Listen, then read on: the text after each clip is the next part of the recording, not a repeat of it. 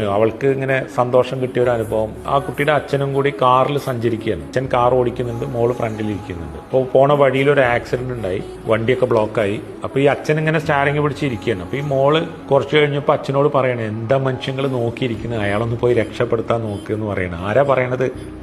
മോളാ പറയണം. മോൾ ആരോടാ പറയണത്? അച്ഛനോട് പറയണം.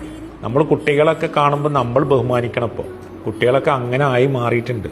നമ്മൾ വിചാരിച്ച പോലെ ഒന്നല്ല മക്കള്.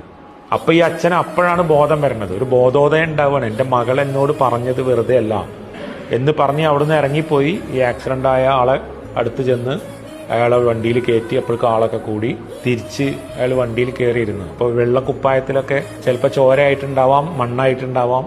അതുവരെ ഇയാൾ കുപ്പായം ചുളിയുന്നതിനെ കുറിച്ച് ചിന്തിച്ച മനുഷ്യൻ ഈ മകളെ പോയി ഇങ്ങനെ ഹഗ് ചെയ്തു. ഈ മനുഷ്യൻ എൻ്റെ മകളെ എനിക്കൊരു പാഠമായി എന്നുള്ളതാണ്. ഈ മകള് പറഞ്ഞ എൻ്റെ അച്ഛൻ എന്നെ അപ്പം ചേർത്ത് പിടിച്ചതാണ് എൻ്റെ ജീവിതത്തിലെ ഏറ്റവും വലിയ സന്തോഷം. ഞാൻ ഒന്നിനും വേണ്ടി പറഞ്ഞതല്ല, എൻ്റെ ഉള്ളിൽ അങ്ങനെ ഒരു കരുണ തോന്നി. അപ്പം നമ്മുടെ കുട്ടികൾ ചെറിയ കുട്ടികളൊന്നുമല്ല. നമ്മളെ അനുസരിപ്പിക്കേണ്ടവരാണെന്ന് വിചാരിച്ച് പഠിപ്പിക്കാനും നിൽക്കണം. അവർ നമ്മളെ പലതും പഠിപ്പിക്കുന്ന കുട്ടികളാണ്. ഈ കുട്ടികളുടെ അടുത്തേക്ക് നമ്മൾ മദ്യപിച്ച് ചെന്നാലുള്ള അവസ്ഥ ആലോചിച്ചു. ഒരു വിലയുണ്ടാവില്ല, നമ്മളെ ഒരു വിലയുണ്ടാവില്ല.